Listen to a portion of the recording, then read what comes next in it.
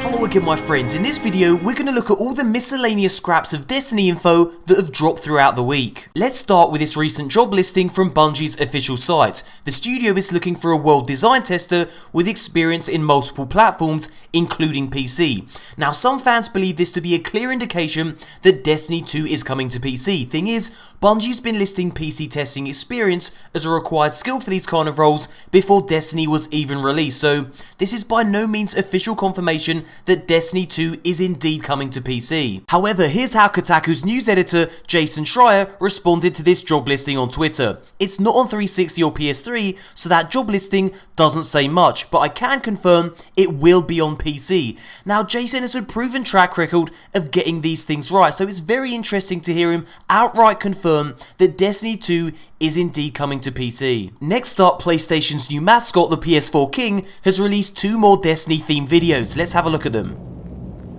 After a hard-fought raid in the Vault of Glass, our king left the Guardians and Ishtar's Sink well-equipped. The Galahorn dropped as one of his most treasured weapons. May it bring you as much joy, Jonathan Dockery.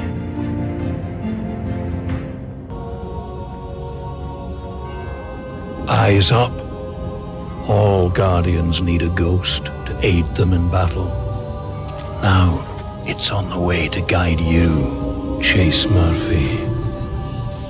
So yeah, it's clear that PlayStation regards Destiny as one of its flagship titles. The question is, will PlayStation exclusive content continue to be a thing for Destiny 2? I guess we'll just have to wait and see. Next up, Bungie live streamed a playthrough of Wrath of the Machine, and throughout the stream, the studio revealed some really interesting pieces of concept art, so let's have a look at them. First up, we have this early piece of concept art for the entrance to Wrath of the Machine. Now obviously Bungie didn't go with this. Why? Well, they decided that it was just simply too boring, too plain, not spectacular enough for the opening of their new raid. So what they went for is this, and as you can see, that's what they actually ended up using in the final build of the game.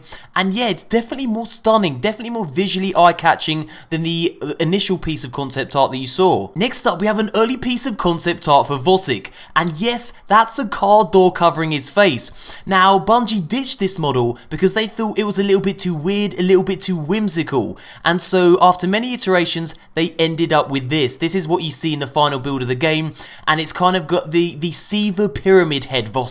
But to be honest with you, I want to see the car door face Votic. That shit looks crazy. Next up, we have an early build of the siege engine section of Wrath of the Machine, the bit where you're on top of the Cosmodrome wall. Now, as you can see, it's definitely a lot different to what was included in the final build of the game. The final build of the game is very snowy.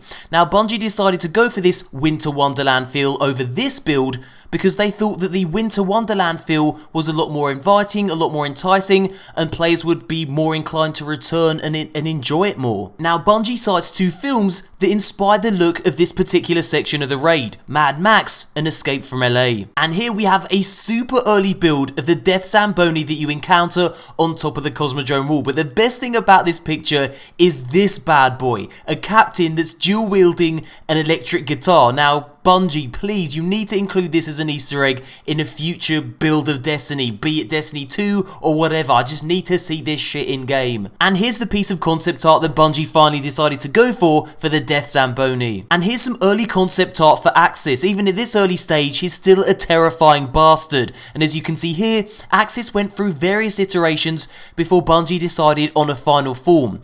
Now here we see Axis from behind, and as you can see, he has a weak spot. Now if you ever wondered what Bungie calls it when you actually slam dunk that weak spot, it's actually called rodeoing hit Axis. So there's the name for it, rodeoing.